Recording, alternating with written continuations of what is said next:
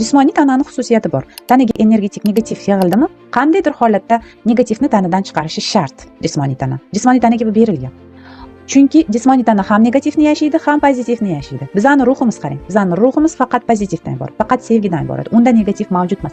Lekin bizning jismoniy tanamizda ham negativlik holati, ham pozitivlik holatini yashaydi, chunki energetik asosan shunaqa. Energetik olamda ham plyus energiya bor, ham minus energiya bor. Shuni evaziga bizning jismoniy tanamiz ham negativ holatni yashaydi, ham pozitiv holatni yashaydi. Lekin shunaqa chiroyli tanamiz yaratilganki, agar tanada me'yor, ya'ni negativ yig'ilish me'yori ortib ketsa, tana qaysidir bitta yo'l bilan uni tashqariga chiqaradi. Bu yo'llarni siz bilasiz. Birinchisi yig'lash, tanadagi negativni ochish. Shuning uchun yig'i negativ narsa emas. Bizda yig'laverma, uvillaverma, yig'lash mumkin emas. Erkaklarga вообще, shuning uchun bechora erkaklar ham dunyo bo'yicha farqi yo'q. Qanchalik jamiyat rivojlangan bo'lishidan qat'iy nazar, erkaklarda yurak xastaliklari bilan o'lish, o'zini osib o'ldirish ayollarga nisbatan anchagina yuqori. Hozir sonlar aniq esimda yo'q, lekin anchagina ayollardan ko'ra yuqori. Bularning eng birinchi sababi biz erkaklardan kuchli bo'lishni kutishimiz uchun.